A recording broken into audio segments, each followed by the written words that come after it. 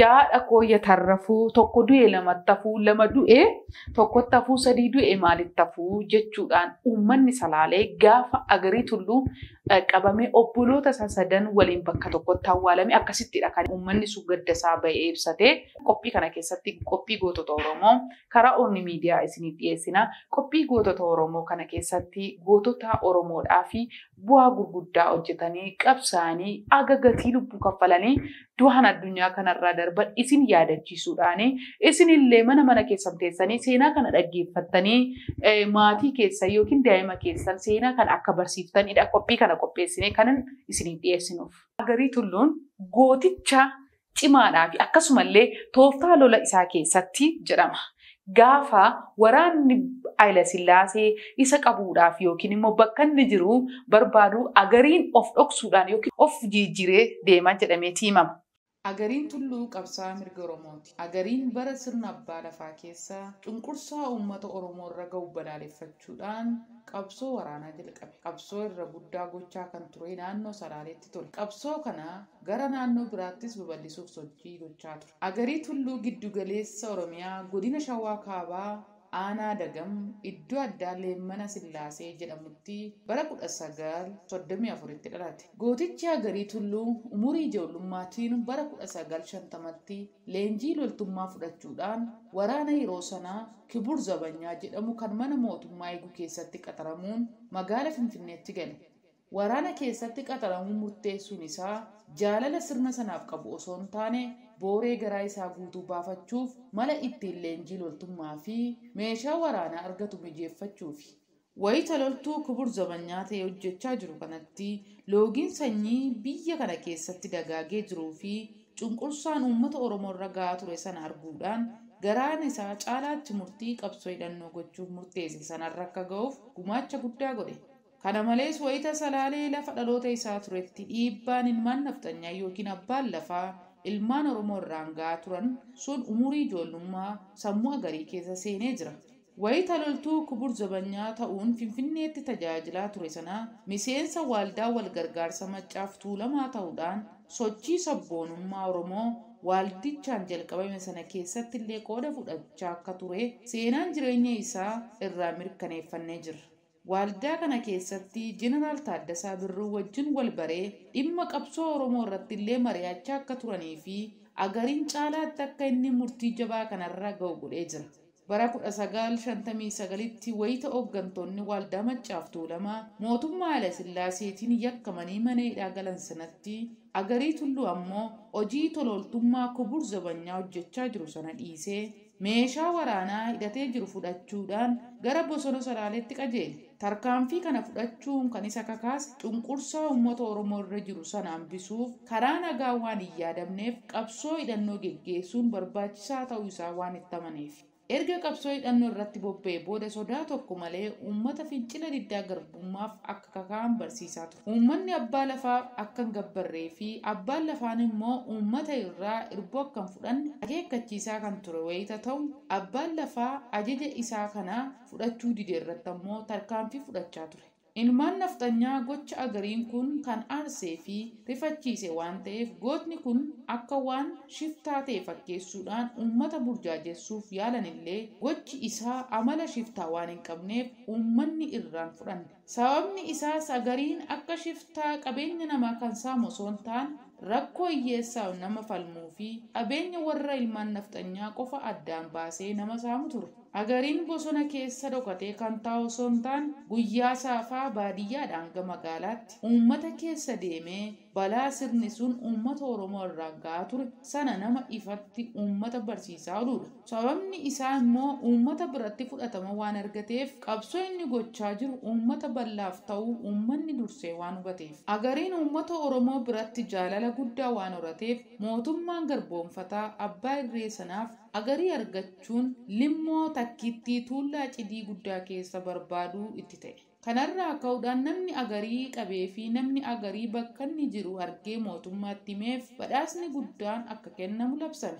Gootni kun baay'ee abshaala waan ta'eef tooftaa garaagaraa fayyadamuudhaan uummata amansiisaa akka ture ni dubbatama. Fakkeenyaaf bara qabsoo isaa keessatti guyyaa tokko ergamoonni mootummaa garboonfattoota abbaa irree biraa dhufan kan dhalootaan Oromoo ta'anii agarii qabanii kennuuf akka dhufan waan dursee dhaga'eef galgala bakka isaan jiranitti akkuma tasaa irra ga'ee sana booda jarri nu ajjeesa jedhanii baay'ee rifatan. Inni garuu akka isaan ajjeesuuf hin dhufne itti himee tasgabbeessee sana booda akka ana qabuuf yookaan ajjeesuudhaaf dhuftan dhaga'een dhufe. Akkanumaan dhabaatan malee ana rasaasinan ajjeesu jechuudhaan isaan fuuldura dhaabbatee rasaasa sobaa kan yeroo kubur zabanyaa ture argatee qawwee isaa keessa galchuun ofitti dhukaase. Duudinnaan jarri baay'ee rifatan. Itti aansee immoo rasaasa sana qawwee isaa keessa godhee ergamtoonni sun akka itti dhokaasan ajajee fuuldura dhaabbate.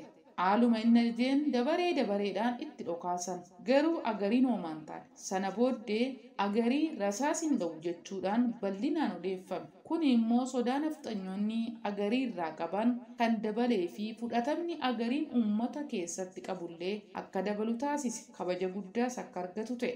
Agarii tulluu hordoffiin mootummaa abbaa irree waan itti baay'ateef yeroo hunda of jijjiiree qabsoo sana adeemsisaa ture.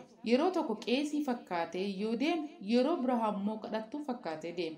Yommuu barbaade ammoo qotee bulaa baadiyyaa fakkaatee waan garaasaa hojjechaa ture.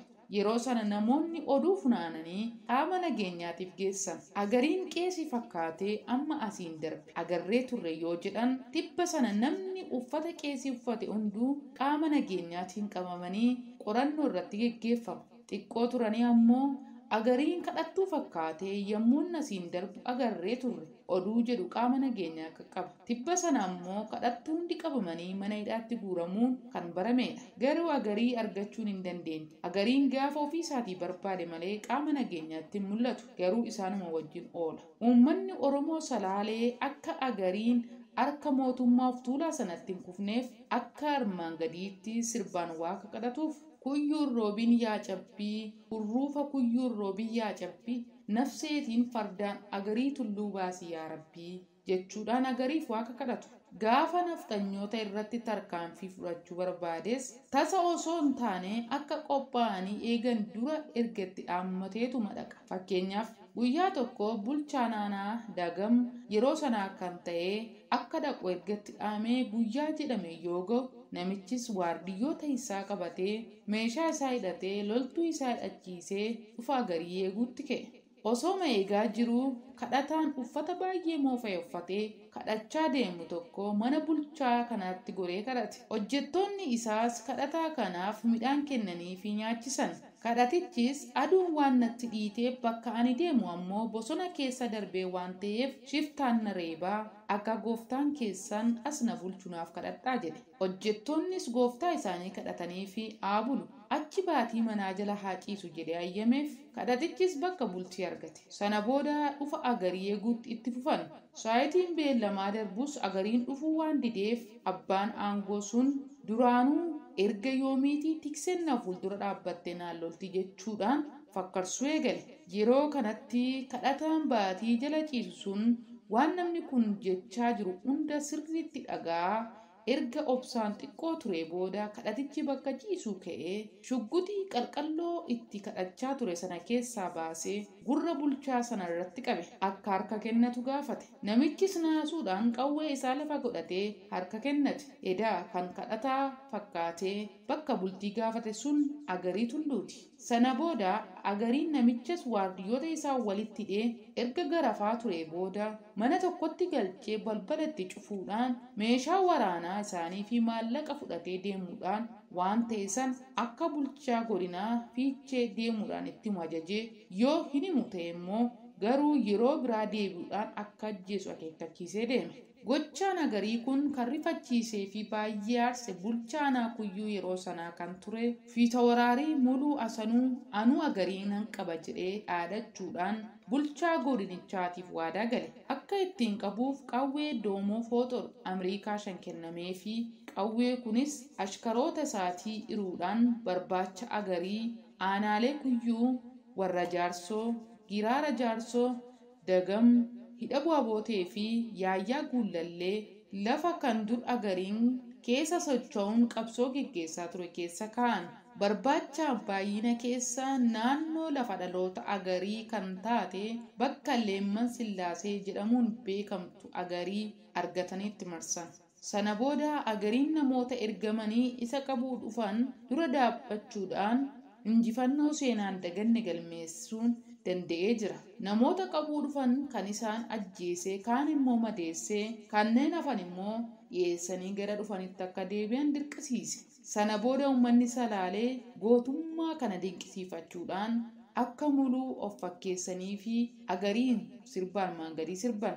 Ana rabbiitu na baasee dabalee gurrarra yaasee burruusee dheeffate baasee qawwee awwaraajii gachisiisee itti dabaluudhaanis akka armaan gadiitti weeddisaniif ya burruusee ashkarii koo ya burruusee ni lollanaan jettee toosito rakkoorra na buusee jechuudhaan salphina muluu sirbaan agarsiisaa turan. Burruusee fi dabaleen ashkaroota muluu turan.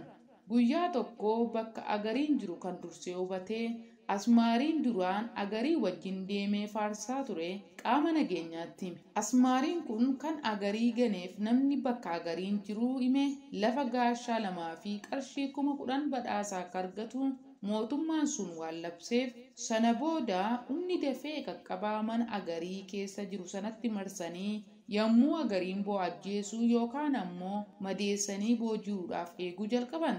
Humni waraana dafee qaqqabaa itti marsuu waan dhaga'eef tooftaa ittiin harkaa ba'u barbaaduu jalqabe.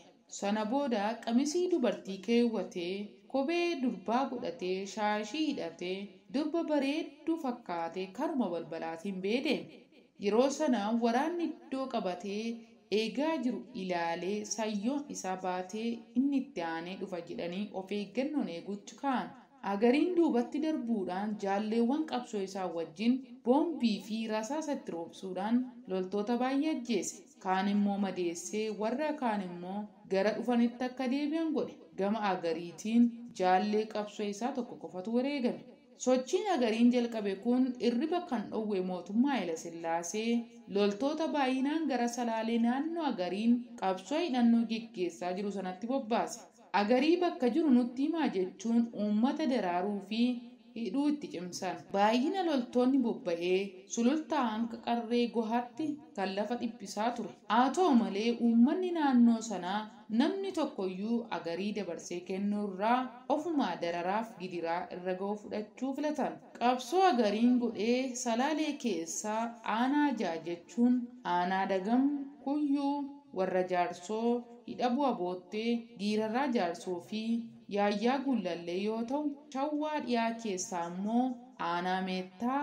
Kanaaf Agariin eessa akka ooluu fi bulu hin beekamu. Har'a bakka tokkotti yoo argame, boris bakka biraatti argama. Dhumarratti qabsoo hidhannoo kana gara kutaa Oromiyaa biraatti babal'isuuf iddoo jijjiirrachuudhaan umurii qabsichaa dheeressuuf yaadee gara dhiyaa Oromiyaa Wallaggaatti bobba'e. Gaafa gara Wallaggaa deemu Finfinnee naannoo Qacanee Madaalalamii jedhamu bakka duraan itti boqotutti goruudhaan jaalleewwan qabsoo isaatiif gara magaalaa Naqamtee deemuu isaa fi isaanillee akka isa hordofuudhaan garas deeman xalayyaa barreessee fi dubartii haadhamnachaatti kennee deeme. Xalayyaa kana irrattis hoteela keessa qabatullee barreessee ture. Isuma bakka sanaa ba'ee qaamni nageenya mootummaa Abbaa Irree Agarii barbaachaaf iddoo Qacanee Madaalalamii kana dhaquun mana Agariin boqotu sana seenuun haadha mana sanaa dirqisiisanii bakka Agariin jiru gaafachuun xalayyaa sana dabarsitee akka kennitee fi seenaa isaa irraa hubanneerra. Bakka Agariin boqotu kan hime namuma duraan Agarii wajjin dirree qabsoo galee booda maallaqaan mootummaan sun bitee akka ta'e qorannoo seenaa godhamerraa hubannee jira. Erga xalayyaa Agarii jaalleewwan isaatiif katabe sun harka diinaatti kuftee booda gurraandhala 8 bara 1962tti magaala Naqamtee hoteela keessa boqote keessatti gootichi Oromoo Agarii Tulluu harka warra of tuultotaatti kufe. Sana booda gammachuudhaan Agarii fudhatanii gara Salaalee geessan magaalaa Fiicheettidhaan. Sana booda uummanni qabamuun Agarii isaan aarsee sodaa tokko malee dirreetti ba'anii Agariidhaaf sirbuu jalqaban. Fakkeenyaaf gaafa qabamuu isaa dhagaan akka jechuun sirbaniif. Yaa hoolota obborii hoolota amaddee gugurraasanii shiboo irra maranii harka agarii ibiddoo sanii jechuudhaan agariidhaaf sirban. Dhaamsi sirbaa armaan olii kana dhaamsa guddaadha. Amaddee Abarraa nafxanyicha uummata Salaaleerraa lafa fudhatee biyya isaanii irratti akka baqatan godhe yoo ta'u, Amaddee jechuun ammoo waardiyyoota Amaddee jala kaachuudhaan uummata isaanii rakkisaa jiran jechuu isaaniiti. Agariin erga hidhamee turtii ji'a tokko keessatti akka duutitti murteeffamu godhan. Sana booda eebila guyyaa wiixata bara 1962 magaalaa Ambissootti obboloota isaa Jimmaa Tulluu fi Irkoo Tulluu wajjin bakka uummanni baay'inaan jirutti fannisanii ajjeesan. Jimmaa Tulluu fi Irkoo Tulluu obboleessa agarii ta'uu qofaaf fannifamanii ajjeefaman. Duutii ijoollee Tulluu kan baay'ee aarsee uummanni Oromoo Salaalee akka armaan gadii kanatti sirbaan gadda isaanii ibsachaa turan. Yaada tooyatan rafuu tokko du'e lamatti hafuu lama du'e tokkotti hafuu sadii du'e maalitti hafuu jechuudhaan gadda isaanii ibsachaa turan. Agarii Tulluu seenaa qabsoo uummata Oromoo keessatti goota bara baraan kabajaa fi jaalalaan yaadatamaa kan jiraatuu fi sochii sabboonummaa Oromoo inni godhee laphee ilmaan Oromoo keessaa kan hin baanedha. Egaan hordoftoota Orni Miidiyaa torban seenaa gootota Oromoo biraa qabadhee akka isinii dhiyaadhutti qophii Orni Miidiyaa afaan waliin turtii gaarii.